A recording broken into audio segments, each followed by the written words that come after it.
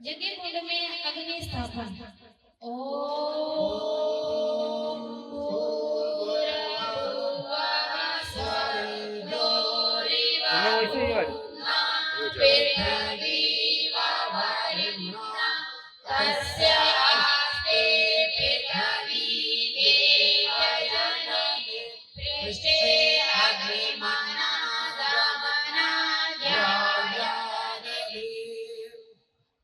Yeah.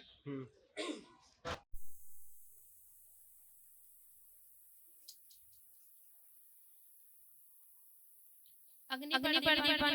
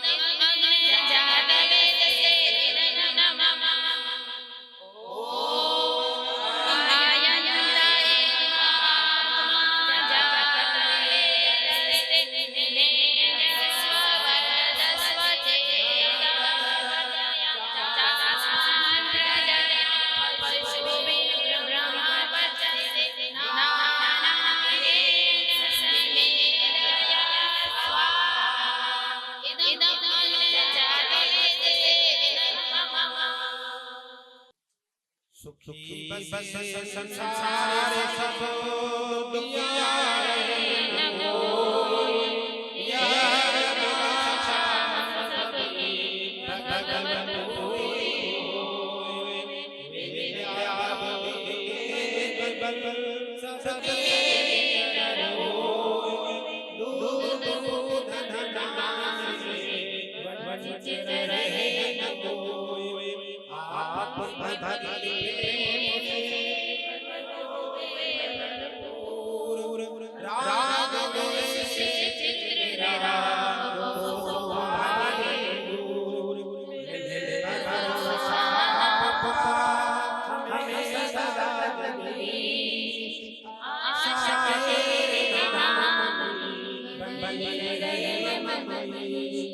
पाप से हमें बचाए करेगा अपना भगत बनाए सबको निहाल दिल में गया उतारा मन में प्रेम पार दिल नजर वीरा सबको घरहार नारायण पाप मोचनहार दूर करो पाप गगन भव से पार आग गोर में सुनिए सास संग सुख दीजिए दया निधि दान सुख सुख संसार प्रभु आए न कोई या आशा सबकी भगवत पूरी हो। तो जैसे कि आज हमारे इस वैदिक कॉन्फ्रेंस की शुरुआत बहुत शुभ हुई है, हवन से हुई है। तो हवन पे मैं 2 लाइनें कहना चाहूँगी। जैसे कि कहते हैं कि हवन वह साधना है जिसमें अग्नि साक्षी बनती है और मनुष्य अपने संकल्प ईश्वर को समर्पित करता है। अपने संकल्प ईश्वर को समर्पित करने का मकसद है, हम स्वाहा स्वाहा तो पुकारते हैं हवन में, तो कहते हैं कि स्वाहा के साथ हम अपनी बुरी आदतें, अपनी बुरे कर्म, फिर से मैं कर्मों को बार बार जगाऊंगी ताकि आप लोग तालियां बजाना ना भूलें जब भी तालियों का अनाउंसमेंट हो। तो कहते हैं हम अपनी बुरी आदतें, बुरी चीज़ों को भी उस हवन की आहुति में डाल दें ताकि हम एक अच्छे मनुष्य बने। हम सब एक बार फिर गायत्री मंत्र का उच्चारण करें खड़े होकर। सो प्लीज सबसे विनती है कि आप सब लोग खड़े हो जाएं और इतनी आवाज हो कि मेरी माइक की आवाज ना हो। तो मैं चाहती हूँ कि आप सब गायत्री मंत्र पढ़ें ताकि हमारा मन जो है वो शुद्धता के साथ इस सम्मेलन में बैठे। ओम भूर्भुवः स्वः तत्सवितुर्वरेण्यं भर्गो देवस्य धीमहि धियो यो नः प्रचोदयात्। ओम भूर्भुवः स्वः तत्सवितुर्वरेण्यं भर्गो देवस्य धीमहि धियो यो नः प्रचोदयात्। अपने मुल्क को भी याद रखते चलेंगे साथ साथ। तो सब प्लीज नेशनल एंथम के लिए एक बार फिर खड़े हो जाएं। Thank you.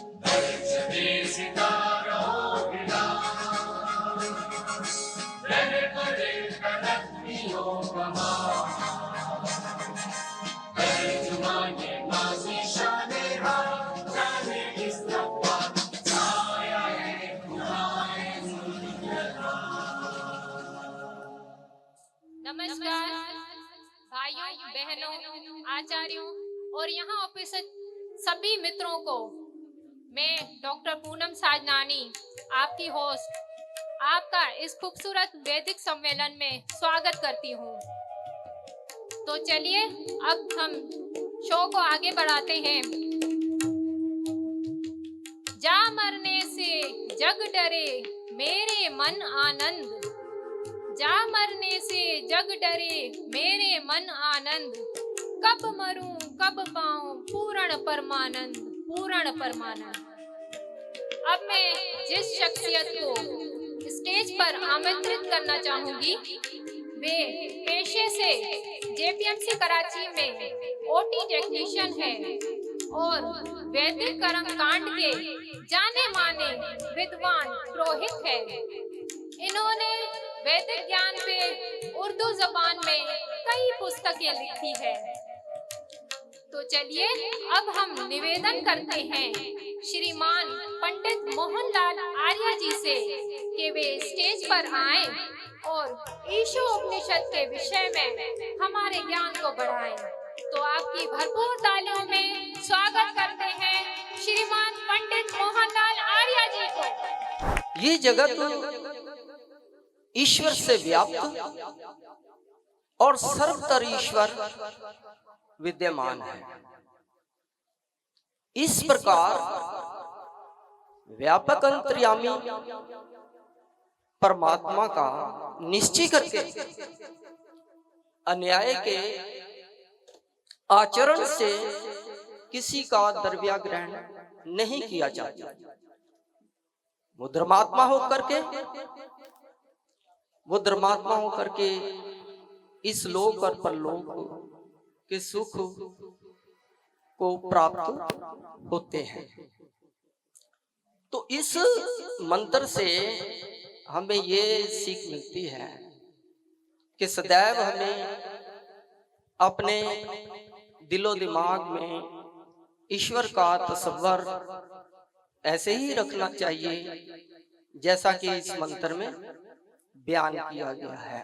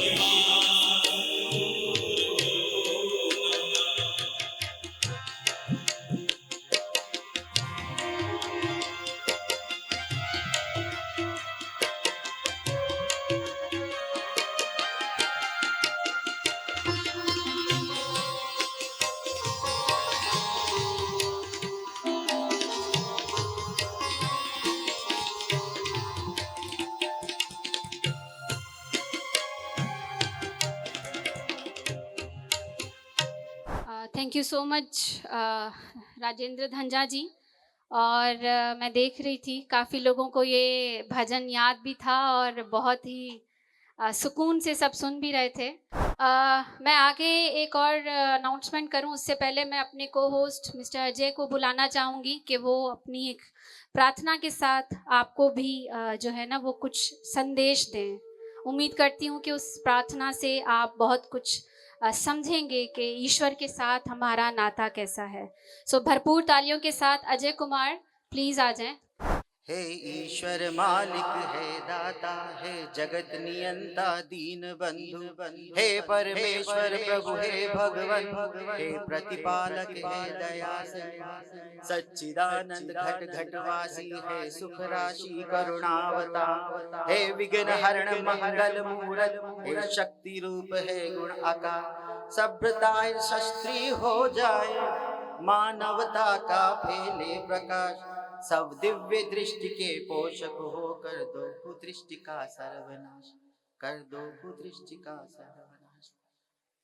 आदर अभिनंदन नमस्कार सत श्री अकाल जय श्री कृष्णा जय श्री राम। मैं जय कुमार हैदराबाद से। मैं वैदिक यूथ सोसाइटी का बेहद शुक्रगुजार हूँ जिसने ये मौका दिया और ये खूबसूरत समारोह लगाया। आए हुए सभी मेहमानों का मैं अभिनंदन करता हूँ, स्वागत करता हूँ वैदिक यूथ सोसाइटी की तरफ से। आपने अपना कीमती वक्त निकाला इस समारोह को खूबसूरत बनाने के लिए। धन्यवाद। Thank you so much Ajay Kumar. हम बहुत बड़े हो गए हैं। अब मैं एक ऐसी बच्ची को इनवाइट करने जा रही हूँ। हमने कभी सोचा भी नहीं होगा। मैं खुद भी यहाँ एक एज अ होस्ट हूँ, लेकिन टू बी वेरी ऑनेस्ट मुझे भी इतनी वेदों की नॉलेज नहीं है जितनी वो बच्ची अब हमारे बीच जो आने वाली हैं। वो हमें वेदों का प्रचार और नारी शक्ति हमारे सनातन धर्म में उसका क्या महत्व है तो वो हमें आज सिखाने जा रही है। कभी कभी कहते हैं ना कि उम्र की कोई सीमा नहीं होती, तो हम कभी कभी बड़े बच्चों को सिखाते हैं, आज बच्चे हमें सिखाएंगे कि वेदों का प्रचार किस तरह किया जाता है और वेदों की वाणी। सो आपकी भरपूर तालियों के साथ इस बार मुझे तालियों की गूंज सुनाई देनी चाहिए। जयवंता आर्या को मैं इनवाइट करना चाहूँगी। बच्चा प्लीज़ स्टेज पे आ जाए। और मैं टीम को भी थोड़ा सा कहूँगी कि बच्चे के लिए यहाँ पे अगर माइक का थोड़ा सा कुछ हो जाए तो फिर आसानी हो जाएगी। वैदिक धर्म हमारा प्राचीन धर्म है जिसके आधार ऋग्वेद, यजुर्वेद, सामवेद, अथर्ववेद है। इसमें मानव उपयोगी समस्त ज्ञान विज्ञान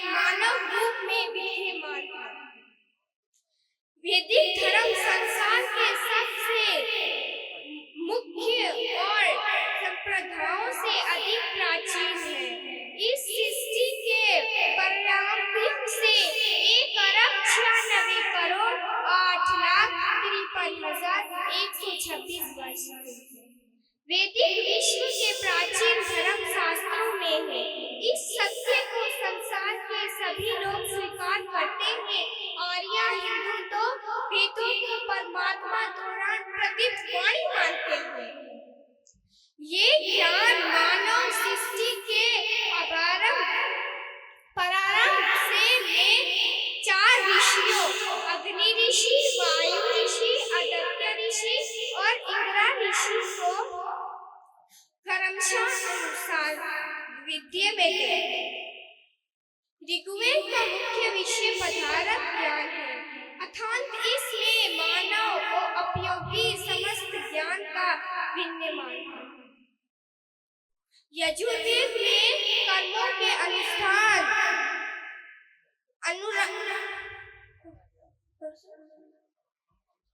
अनुष्ठान को बताया गया है। सामवेद में ईश्वर की भक्ति उपासना के स्वरूप को तथा अथर्ववेद में विभिन्न प्रकार के स्वरूप को बताया गया है। 4 वेदों को कुल मिलाकर 20,379 मंत्र हैं। अभी मैं एक शेर बोलकर अपनी वाणी को विराम दूंगी। लोहा नरम होकर औजार बन जाता है, सोना नरम होकर जेवर बन जाता है, आटा नरम होकर रोटी बन जाती है, मिट्टी नरम होकर खेत बन जाता है। अगर इसी प्रकार इंसान भी नरम हो जाए तो अपने स्वभाव में किसी के लिए जगह बना सकता है। सत्य मानो तो उसे ही जीवन कहते हैं। ओम नमस्ते। सो आपकी भरपूर तालियों के साथ मैं प्रोफेसर कन्यालाल नागपाल जी को आमंत्रित करूंगी स्टेज पे कि वो आएं और हमें आलमी भाईचारे के बारे में बताएं जो हमारे वेदों में लिखा गया है। Thank you.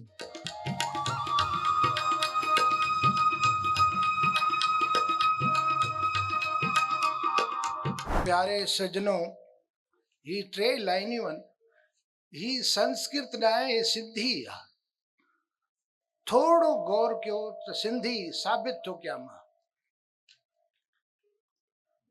ईश्वर चाहे सत्य उनके गॾे चवंदा आहिनि सत्य चित आनंद। तव्हां नालो ॿुधो हूंदो जय सच्चिदानंद। ये जय सच्चिदानंद क्या है? सत्य चित आनंद। ईश्वर, if I can describe God, I describe in one word, that is truth. Truth माने सत्य। इसका अपोजिट अलिफ लगा लें। मैंने कहा ये सिंधी है। आपने नाम सुना है अशोक, ये भी संस्कृत है। नहीं सर, ये तो सिंधी है, ये तो उर्दू है। शोक माने दुख गम, अशोक माने जिसको गम दुख न हो। तो असदो मां, इस झूठ की दुनिया से सत्य गमय। ऐ ईश्वर, हमें इस झूठ से सच की तरफ ले आ। हमें प्रार्थना करनी है। तमसो मां, तामस अंधेरा, जहालत उसकी निशान है अंधेरा। तमसो मां ज्योतर गमय, ज्योत ये जानते हैं ना आप, ज्योत।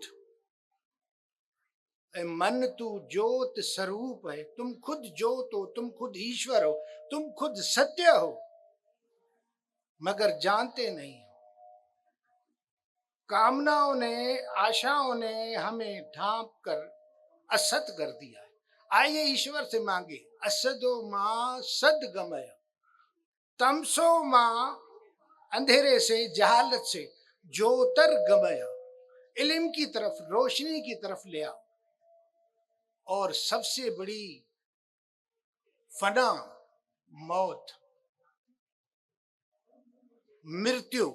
मृत्यु सुना है ना? इसको कहते हैं मृत्यु लोक। देखिए ये सिंधी है। इसको क्या कहते हैं? मृत्यु लोक, जहां सिर्फ मौत का राज है। और हम मौत सुनकर डर जाते हैं, घबरा जाते हैं।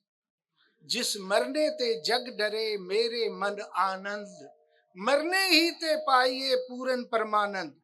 अरे मर के ही तो उससे मिलने जाऊंगा मैं, मगर हम मिलने को तैयार नहीं है। हम ईश्वर से डरते हैं क्योंकि ईश्वर को प्यार नहीं करते। ईश्वर पाने का एक ही लफ्ज है, वो है प्यार। वैदिक सम्मेलन करने का हमारा पर्पस सिर्फ ये नहीं कि यहाँ 500,000 लोग इकट्ठे हो गए, यहाँ से हमने, जिस तरह अक्सर सत्संगों में होता है, लोग आते हैं और यहाँ से सुन के, यहाँ एक एक कान से सुन के दूसरे कान से निकल के चले जाते हैं। ये एक हमारी धरोहर है। इंडस सिविलाइजेशन की बात करें, हम राखी गढ़ी की बात करें, हड़प्पा सिविलाइजेशन की बात करें, दुनिया में कितनी सिविलाइजेशंस आई। माया सिविलाइजेशन अमेरिका साउथ अमेरिका में थी। इस तरह आप पढ़ेंगे मेसोपोटामियन सिविलाइजेशन, ऐसे तुर्किश की सिविलाइजेशन थी। बड़े बड़े मुश्किल नाम है, आप पढ़ोगे, मैं रट्टा नहीं मार के आया।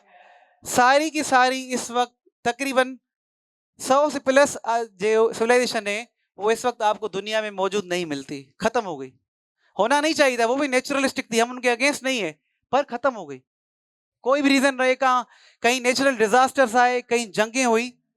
पर आज भी आप चैट जीपीटी पे सर्च करो, चैट जीपीटी पे आज भी सर्च करो, गूगल पे सर्च करो कि कौन सी सबसे पुरानी सिविलाइजेशन है और आज भी मौजूद है, तो उसमें रिप्लाई आएगा वो एक और एक केवल है, वैदिक सिविलाइजेशन, जो सबसे पुरानी है और आज भी मौजूद है, जो सबसे पुरानी है आज भी मौजूद है। ठीक है, हमारे ऊपर हजारों हमले हुए, हम 1000 बार गुलाम हुए, 2000 साल से गुलामी का पीरियड ही हम देख रहे हैं, कहीं क्या कभी क्या। उसके बावजूद बहुत सारी अमेंडमेंट्स आ गई हैं, बुराइयां हमारे अंदर आ गई हैं, मिलावटें आ गई हैं, नए नए ट्रेडिशंस आ गए हैं, नो डाउट, बट अभी भी सेंस मौजूद है, अभी भी, क्योंकि हमारी जो विरासत है किसी को नुकसान पहुंचाने का फलसफा नहीं सिखाती। हमारी जो फलसफा है किसी को जंग करने का फलसफा नहीं सिखाती, पूरी दुनिया को जोड़ना। इस खित्ते ने हमेशा दुनिया को दिया ही दिया है। बहुत बहुत शुक्रिया डॉक्टर साहब, डॉक्टर विनेश, कि आपने मुझे यहाँ इनवाइट किया और मेरे धन भाग हैं, मेरी मतलब खुशकिस्मती है कि मैं आपके दरमियान हूँ और मैं हकीकत में अपने आप को लकी समझ रहा हूँ।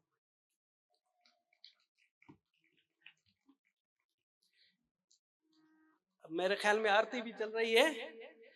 हम पॉलिटिशियन का काम तो पॉलिटिक्स ही करना होता है। अब हकीकत में मैं आपको दिल की बात बताऊं कि आज मैं बहैसियत सनातनी शर्मिंदा हूं कि मुझे वैदिक के बारे में इतना इल्म नहीं। मैं खुली बात कर रहा हूं कि मुझे सिर्फ नाम के अलावा कुछ पता नहीं कि वैदिक में क्या है। यहाँ आकर जिस तरह से प्रोफेसर साहब ने वैदिक पर रोशनी डाली कि जी बैनुल मज़ाहिब हमांगी, तो हमारे वेदों से ही निकला है। तो आज आम बच्चों को वेदों के बारे में इतनी नॉलेज नहीं है, और वो मैं समझता हूँ हमारी तमाम जितनी मजमूई कोताही है। अब मैं चंद चीजें, मैंने आज से कोई 25 साल पहले भगवत गीता उर्दू और सिंधी में मंगाई, तो मुझे हैरानगी हुई कि भगवत गीता में जो उर्दू में थी या सिंधी में, उसमें इतने मुश्किल अल्फाज थे कि मुझे समझ नहीं आ रही थी तो सिंधी में। अब मैं यहाँ पर बैठा, मैंने चंद अल्फाज यहाँ लोगों के जो सुने मैं आपको बता दूं। अब आप मुझे बताएं कि बहैसियत सनातनी मुझे पता नहीं तो हम दूसरों को क्या बता सकते हैं। अभी यहाँ आए लफ्ज आए निश्चिक, मंशिया, ब्रह्मचार्य। अब निश्चिक क्या है, मंशिया क्या है, ब्रह्मचार्य, मैं आपको कसम खा कर कहता हूं मेरे सर से गुजर गया। ठीक है जी। इसी तरह से कहा जी अपसत इंद्रियां, मर योग। अब मैंने ये यहाँ नोट किया है। अब मुझे हैरान की है, पर्तवी, विद्वान, रूप, राक्षस, संपदा, मंच, वाणी, अनद, परापत, अचरण, समय, परमपता, पवित्र, अछूता, साक्षात ज्ञान, प्रथम ज्ञान, विषय विचार, आयोजन, पदार्थ ज्ञान, विभिन्न प्रकार के स्वरूप। अब यकीन जाने जब मेरे जैसा आदमी ये नहीं समझता तो आम बच्चा क्या समझेगा। हमने हर चीज को आसान बनाना है। तो मेरे ये प्रोफेसर साहब यहाँ जितने भी हमारे हैं, इन चीजों को आसान बनाएं। अच्छी सी जो आसान सिंधी जो हम घर में बोलते हैं उसमें आप करें। इन तमाम अल्फाज का मतलब है, मगर हम पता नहीं क्यों ये अपने आप को कि जी हमने हिंदी डालनी है, हमने वो संस्कृत डालनी है, वो हमारे सरों से गुजर जाती है। मुझे किसी दोस्त ने कहा कि जी भगवत गीता का उर्दू में तर्जुमा दे, तो मैं शर्मिंदा था कि मुझे समझ नहीं आ रही है तो उसे क्या समझ आएगी।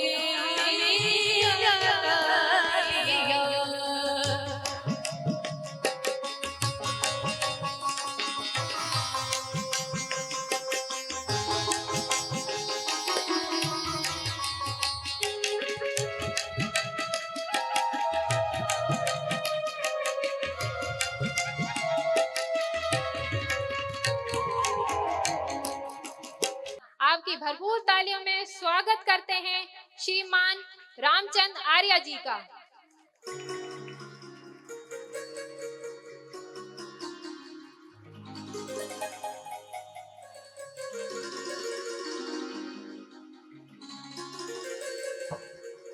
इस पंडाल में बैठे हुए समस्त विद्वज्जन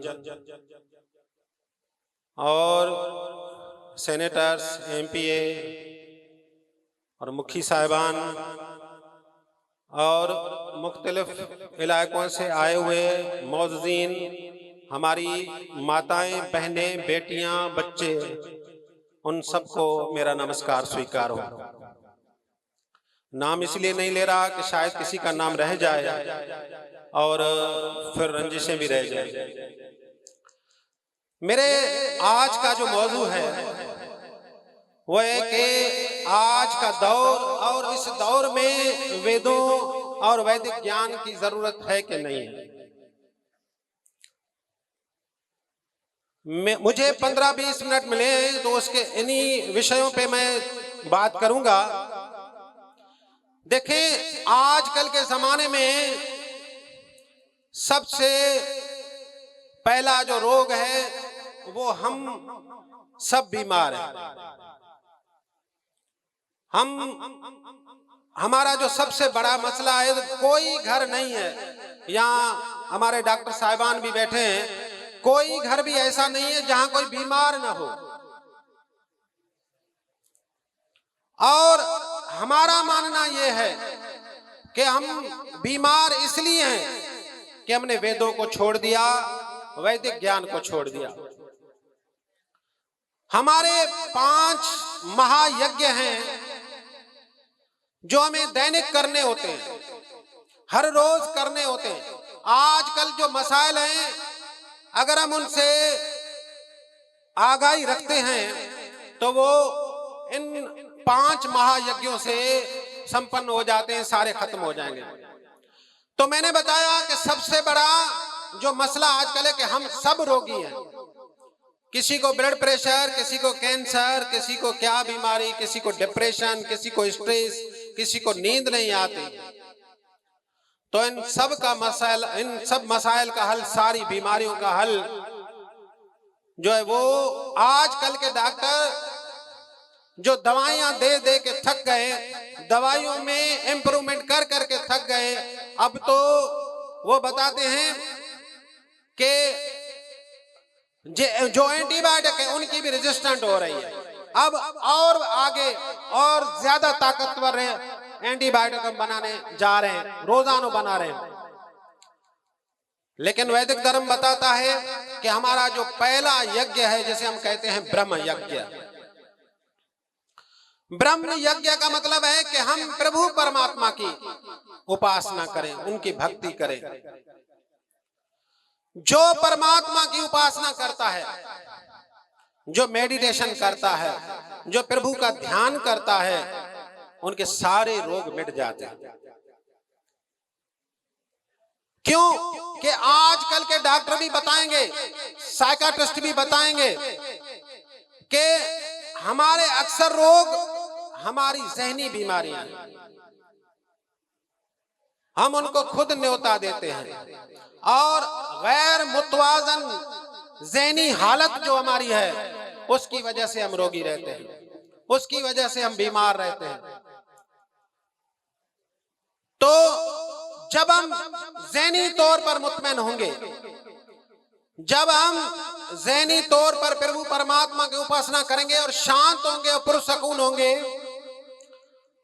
तो हमारा इम्यून सिस्टम भी ताकतवर हो जाएगा और हम ज्यादा प्रभु परमात्मा की मदद से इन रोगों का मुकाबला कर सकेंगे। तो ब्रह्म शब्द का अर्थ है ब्रह्म यानी परमात्मा। तो सबसे पहले ब्रह्म यज्ञ, हमें हर रोज प्रभु परमात्मा का ध्यान करना चाहिए, मेडिटेशन करनी चाहिए। आप उसको ध्यान न कह लें। अगर कोई जदीद दौर का लड़का है या कोई जदीद दौर का आदमी है, उसको ध्यान भले न कहें, आप उसको मेडिटेशन कह दें, कोई मसला नहीं है। और उसके बाद ब्रह्म यज्ञ का दूसरा अर्थ है ब्रह्म अर्थात वेद, और यज्ञ यानी उसको पढ़ना और वेद के मुताबिक अपनी दिनचर्या को बनाना, अपनी जिंदगी को उनके मुताबिक बनाना। तो वेद का अभ्यास हमें रोज करना चाहिए। अब यहाँ एक बात आवश्यक है कहना, यह जरूरी है कि हम ये ना समझें कि सिर्फ हमें वेद पढ़ना ही जरूरी है, क्योंकि वे अब लोग कहेंगे कि भाई हम तो संस्कृत पढ़े नहीं है और हम तो वेद पढ़े नहीं है, तो हम कैसे फायदा लें। तो अनेक ऋषियों ने उनके अनुकूल किताबें लिख ली हैं और संतों महापुरुषों ने उनके मुताबिक किताबें लिख ली हैं, हमें वो पढ़नी है। और उसके साथ साथ दुनिया के दूसरे महापुरुष, दुनिया के बड़े विद्वान ज्ञानी जन, उनकी भी किताबें हमें पढ़नी चाहिए। ऐसा नहीं है कि सिर्फ वेद, यहाँ ब्रह्म का मतलब मुताला करना है। ये नहीं है कि लाजमी हम वेदों का ही मुताला करें, वेद का मुताला तो जरूरी है, लेकिन अगर हमें वो नहीं आता तो जिंदगी की दीगर जरूरियात को पूरा करने के लिए भी हमें वेद और वेद के अनुकूल लिखी हुई सारी पुस्तकों का ज्ञान होना चाहिए। बहुत धन्यवाद साईं रामचंद्र जी का, जिन्होंने अपने ज्ञान से बहुत ही खूबसूरत ज्ञान हम तक पहुंचाया। आज के नौजवान आज अगर घर जाएंगे तो साईं की बात जरूर याद आएगी। तो साईं का तहे दिल से शुक्रगुजार हैं कि इतनी अच्छा ज्ञान हम तक पहुंचाया। अतिथि देव भव, अतिथियों का आदर सत्कार करना हमारे सनातन धर्म में हजारों सालों से परम धर्म माना गया है। इन्हीं अतिथियों का आदर सत्कार करते हैं। स्वागत करते हैं महाराज ईसरदास सांगड़ से, स्वागत करते हैं सर आपका। प्रेम प्रकाश मंडल कनकोट से सर, स्वागत है आपका इस समारोह में। सिंध हिंदू पंचायत डॉक्टर मुखी सुरेश कुमार जी का स्वागत है और महेश तलरेजा जी का।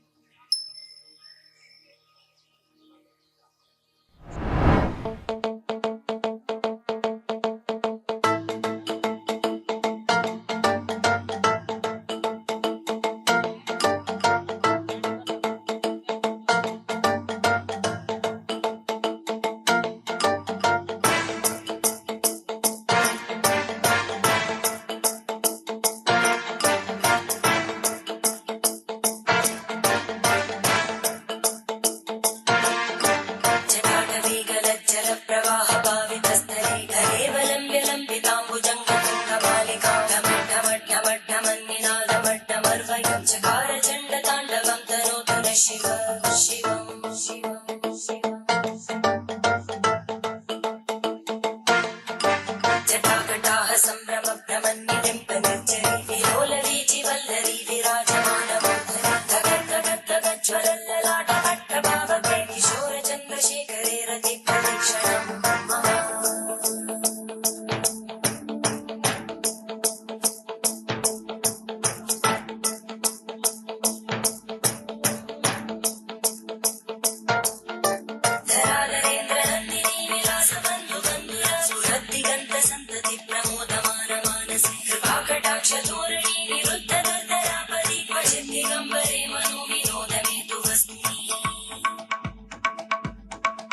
सामने जो वेद के बुकों के नाम लिखे हुए हैं, सच पूछो पाकिस्तान के इस तारीखी कराची शहर बंदर रोड में स्वामीनार मंदिर में जब इस तरह की बातें होती है तब दिल खुश होती है। तब पाकिस्तान में बसने वाली अकेलतें अपनी मजहबी अपने कल्चर के जो भी एक्टिविटी हैं बड़े सुकून अमन और शांति के साथ कर रहे हैं। जैसे देखें आज का ये इवेंट इस बात की अलामत है। तो पाकिस्तान में बसने वाले अकेलतें बड़े सुकून बड़े मोहब्बत और शांति के साथ कर रहे हैं। मुझे इस बात पे खुशी है कि रियासत पाकिस्तान और पाकिस्तान पीपल्स पार्टी हमारे साथ है। ये हमारे अकेलते के लिए एक बड़ा आनर है।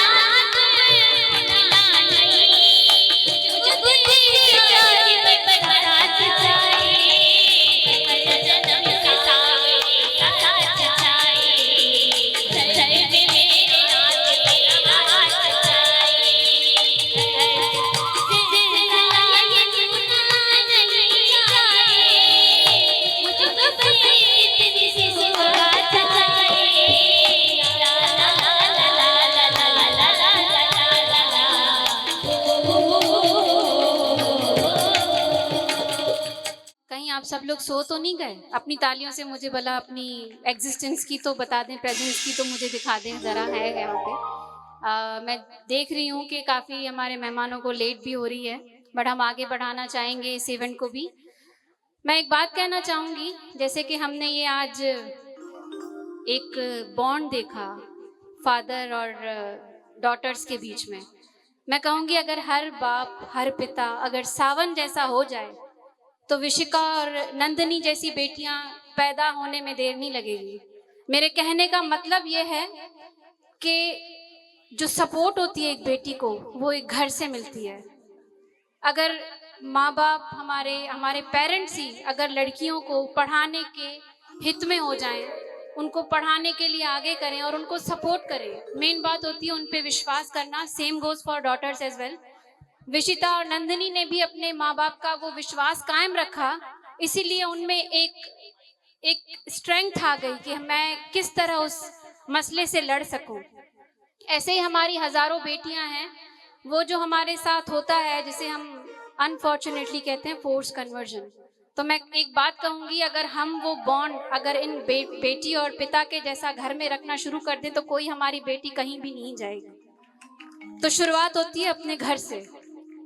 अगर घर में हम बेटियों को इतना साहस दें, इतना स्ट्रांग बनाएं, स्पेशली फादर जो हैं वो अपनी बेटियों को सपोर्ट दिखाएं कि मैं आपके साथ खड़ा हूँ, मैं ढाल बन के खड़ा हूँ, दुनिया चाहे कुछ भी कर ले तुम्हें कुछ नहीं होगा, तो वो बेटियां ये मिसाल कायम करती है। जोरदार तालियां एक बार इनके लिए हो जाए।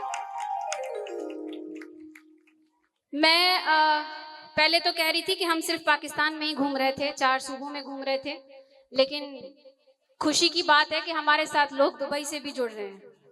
तो मैं हमारे एक युवा हैं जिन्होंने वैदिक साइंस, हम पढ़ते हैं मैथ्स, जिसे हिंदी में कहते हैं गणित, उसकी डेफिनेशन ही बदल दी। उन्होंने वेदों के साथ हमारी पढ़ाई को जोड़ा है। तो मैं आप सबकी भरपूर तालियों के साथ, हमारे साथ ऑनलाइन जुड़ेंगे हमारे स्पीकर हैं मोहित गौड़ जी। तो मैं टीम से कहूँगी कि उनको अगर हम कनेक्ट कर सकें किसी तरह। Okay, so he is here connected, मैंने देखा नहीं, सॉरी। सो आपकी भरपूर तालियों के साथ वेलकम करती हूँ मोहित गौड़ जी को। मोहित गौड़ जी, स्पीच आपकी है वैदिक साइंस एंड एक्टिविज्म पे, सो हैंडेड ओवर टू यू। ओम हिरण्यगर्भः समवर्तताग्रे भूतस्य जातः पतिरेक आसीत् सदाधार पृथ्वीं द्यामुते मां कस्मै देवाय हविषा विधेम। ओम सभी को सादर नमस्ते। मैं आप सभी को वहां से सुन तो नहीं पा रहा हूं, परंतु आई होप कि मेरी आवाज वहां टेक्निकली सही आ रही होगी। I am audible. तो ये मानते हुए मैं अपनी बात को शुरू करता हूं। एक बहुत ही प्रसिद्ध वाक्य है महोपनिषद का, जिसमें आता है वसुधैव कुटुंबकम। वसुधैव कुटुंबकम का एक बहुत ही गहन और गूढ़ अर्थ है, जिसे आज हम यहाँ से प्रतिपादित कर रहे हैं। और ऋग्वेद भी कहता है इंद्रम वर्धन्तु अप्तुरः कृण्वन्तो विश्वमार्यम। और इसी के प्रतिपादन में आज हम ये चर्चा कर रहे हैं। ये बहुत अवसर है हमारे लिए कि जितने सनातनी और वैदिक बंधु हैं वो आज पाकिस्तान की धरती पर छाती चौड़ी करके खड़े हैं और अपने सिद्धांतों का प्रतिपादन करने का एक असीम प्रयास कर रहे हैं। इससे पहले कि मैं आज अपना एक उद्बोधन आप सभी के सामने प्रस्तुत करूं, मैं चाहूंगा कि अपना एक छोटा सा परिचय आप सभी के समक्ष रख दूं।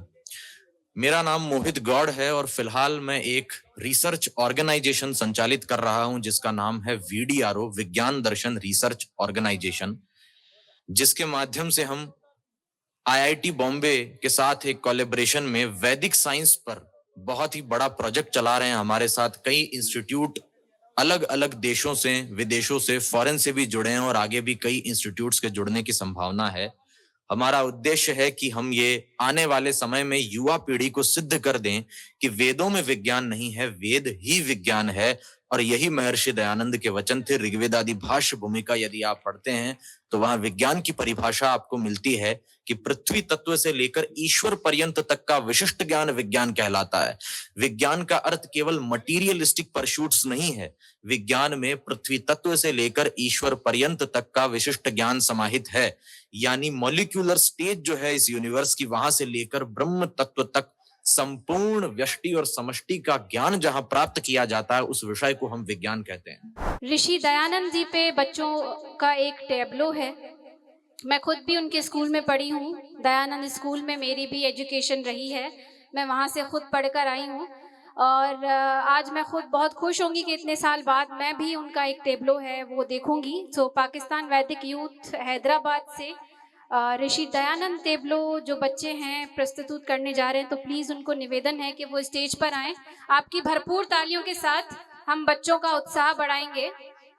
मैंने कहा भरपूर तालियों के साथ। सुन ही नहीं रहे, पता नहीं कहाँ सब बैठे हुए हैं। कहीं वेदों में तो नहीं गुम हो गए आप सब लोग?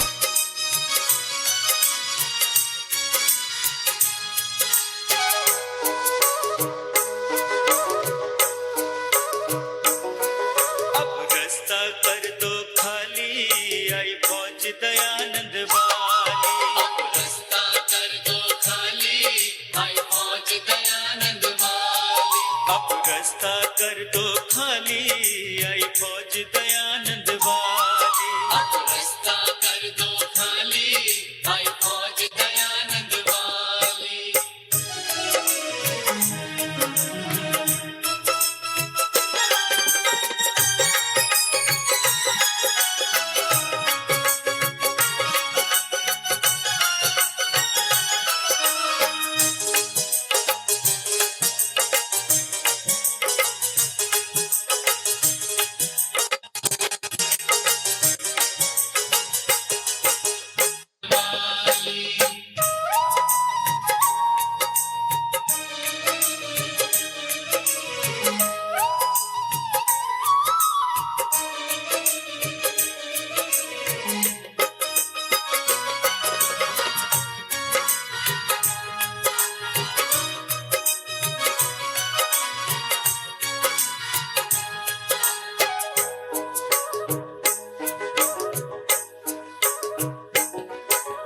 वेदों पर विश्वास हमारा, वेदों पर विश्वास हमारा, बलिदानी इतिहास हमारा, बलिदानी इतिहास हमारा, वेदों पर विश्वास हमारा।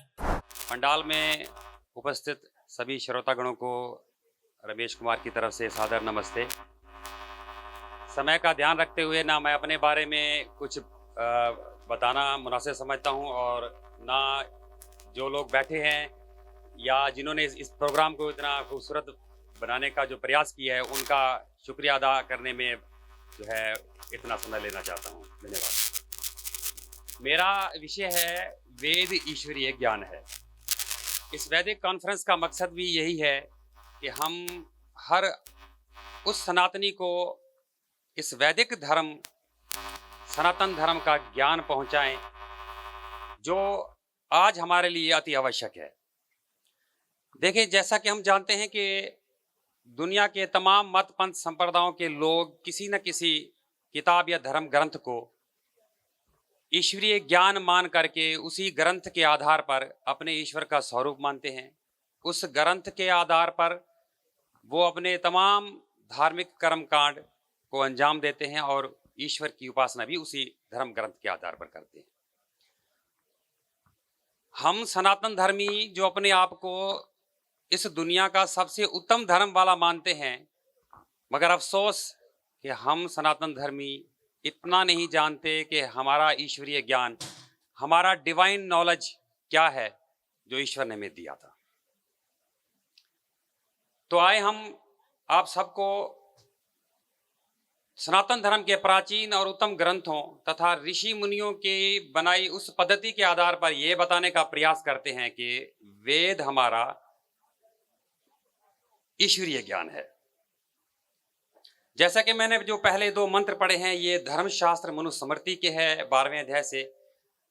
स्वयं महाराज मनु जो कि श्री रामचंद्र जी के पूर्वज में हैं, वो बताते हैं कि पितृदेव मनुष्याणाम, यानी वेद पितृ संज्ञक तमाम विद्वानों का और आम इंसानों का चक्षु रूपी, ज्ञान रूपी मार्गदर्शक है।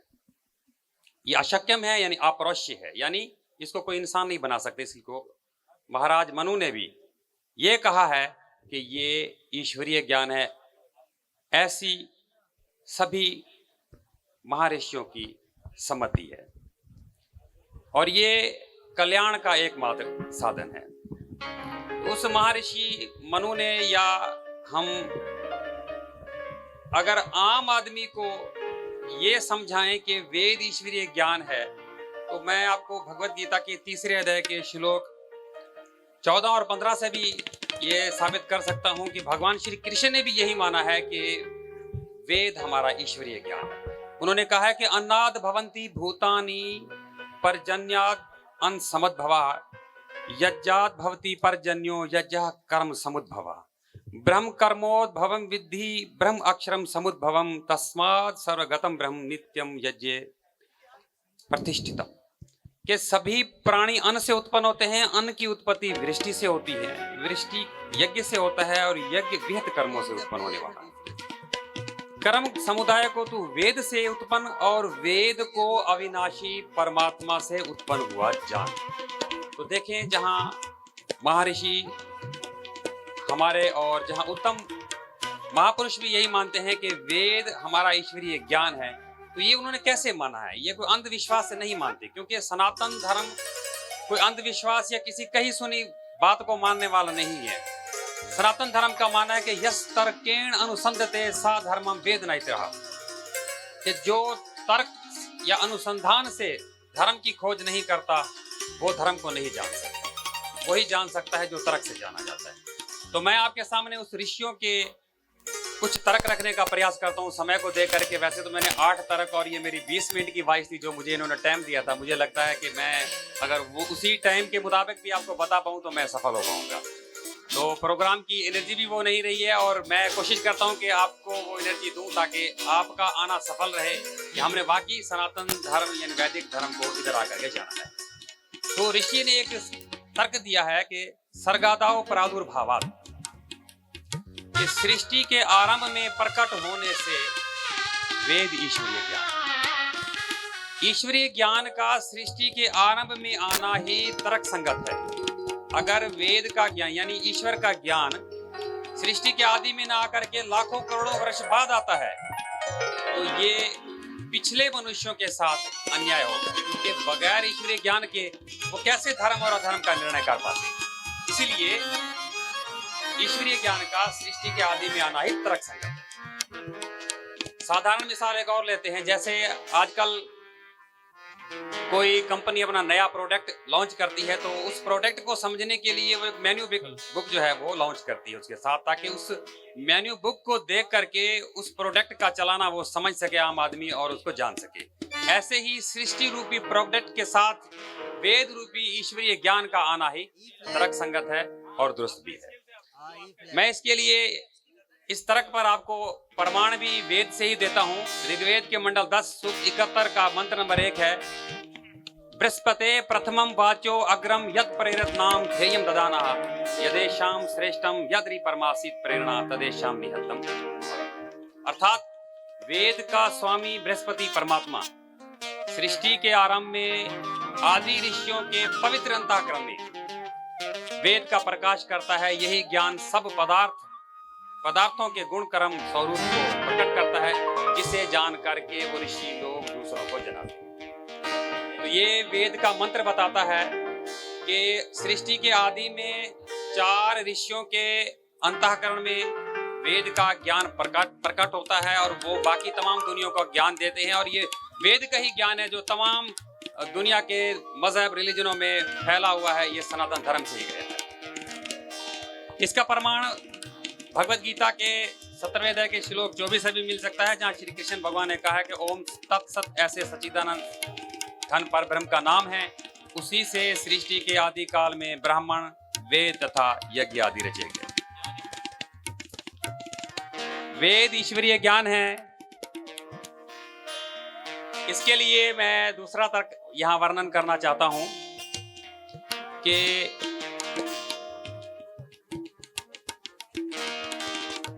सर्व ज्ञानाम यात्वात्, ऋषि कहते हैं कि संपूर्ण ज्ञान का भंडार होने से वेद ईश्वरीय ज्ञान है। ईश्वरीय ज्ञान वही होता है जिसमें तमाम दुनिया का ज्ञान हो, क्योंकि ईश्वर सर्वज्ञ और पूर्ण है, तो उससे आने वाला ज्ञान भी पूर्ण तथा संपूर्ण होना चाहिए। सायण आचार्य अपने ग्रंथ में लिखते हैं कि जो प्रत्यक्ष से या अनुमान से अर्थ सिद्ध नहीं किया जा सकता वो वेदों से अवश्य जाना जाता है। यही वेदों का वेदत्व यानी वेदों की अजमत है।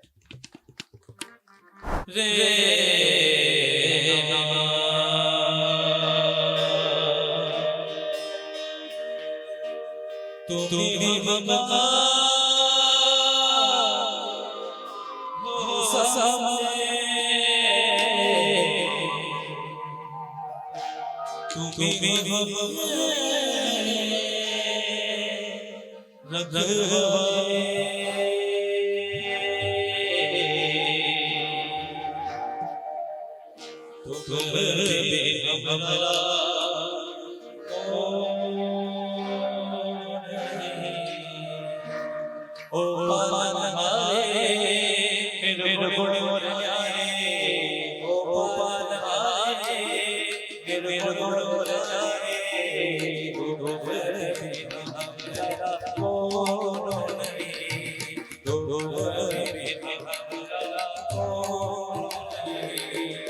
हमें उलझन सुलझाओ भगवन, हमें उलझन सुलझाओ भगवन, तुम बिन हमारा हो नहीं, तुम बिन हमारा हो नहीं।